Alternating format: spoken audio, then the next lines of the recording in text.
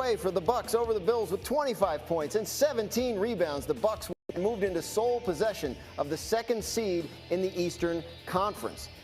There was an upset late last night. The Golden State Warriors falling to the Magic, 94-90. Wendell Carter Jr. led the way for the Magic with 19. It was the third loss in a row for the Warriors. And over here in Madison Square Garden, Trae Young scored 45 as the Hawks cruised past the Knicks, 117-111.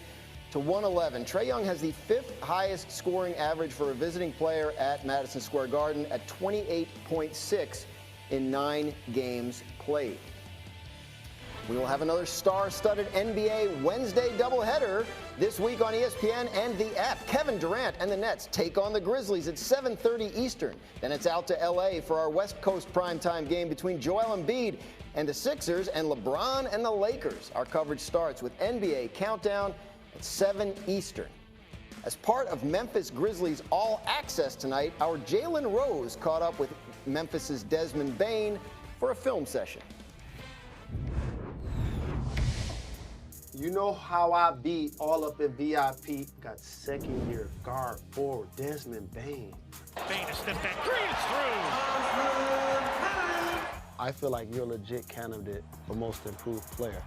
Now, I wanted to break down a couple of plays that showed that improvement. You do a terrific job of escape one dribble, knocking down the shot. So talk about this action for your game. Coach was telling me we got to find a way to get you more threes. You know, whether that's off the bounce, like these type plays where a guy's flying by at me to get space on my three. So that was an emphasis, you know, of my summer workouts. It worked, it translated, and come kind of staple of my game. Another play, escape dribble to the left, bang, bang from the top. That's my money right there. Does that dribble have a nickname? Yeah, I hear fly by king. You know, that's what they call it, fly by king. Bain, a flyby by Davis. His three is through.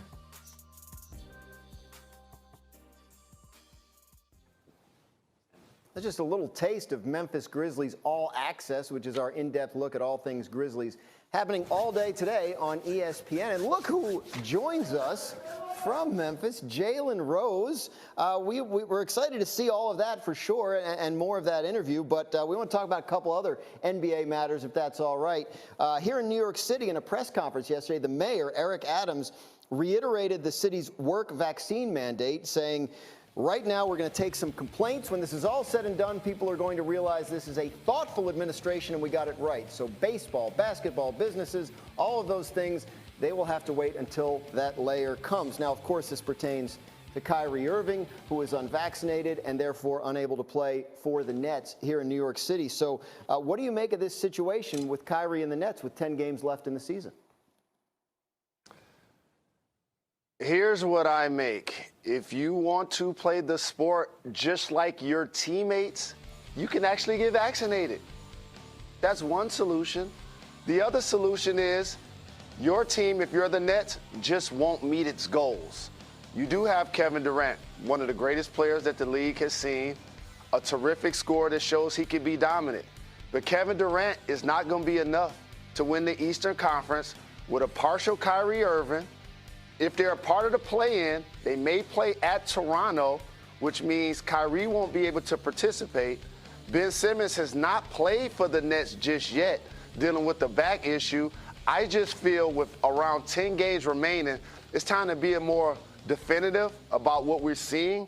The Nets will not win the East, and if they're an 8th seed, they will lose in the first round. There you go, Dan. And you saw that schedule. There's only 10 games left. He's only going to be eligible to play in 3 of them. And then you mentioned they get in the play-in. He has to play in Toronto. They won't let him play there either. So, yeah, I think it's certainly time to talk about the Nets not meeting their goals. We want to show you a little eye candy. Zion Williamson posted this video to his Instagram last night. Zion, of course, rehabbing a fractured right foot. It's kept him out all season. And there is video somewhere. I don't know. Have you seen the video on Instagram of Zion? Well, let's talk about it then. We can show the people another time. I've definitely seen the video. I have an application on my phone called Instagram. I've definitely seen it. My reaction is, don't overreact, everyone. Here's what I mean. Your favorite player doesn't take pride in playing 82 games anymore. There's something called load management.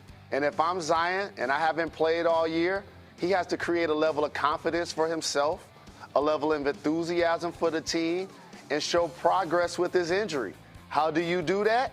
A windmill dunk between the legs. Who can do that at 280 pounds? And I hope that I'm being generous with that weight.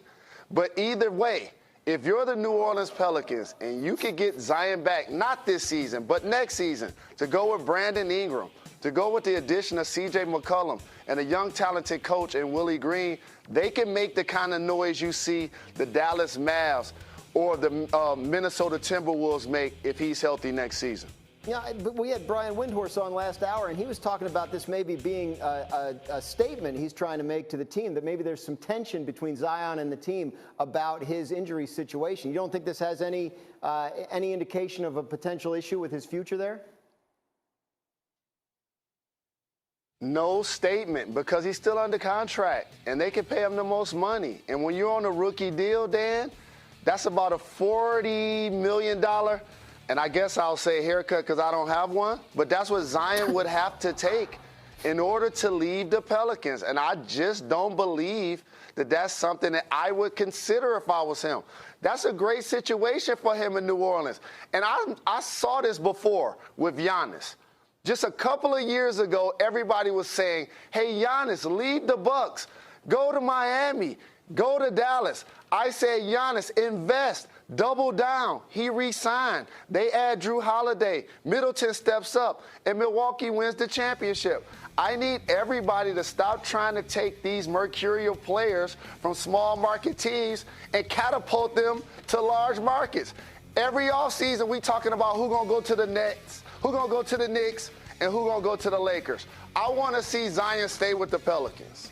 Yeah, so we'll see how that comes out. But again, as you mentioned, doesn't seem like they'll see him this year. We want to switch it up and go do a my favorite athlete here. Hansel Emmanuel. This is the one-armed high school basketball player who's gone viral a bunch of times and has an offer to play at Memphis next year. Jalen, you had a chance to speak with him. What did you take away from that conversation?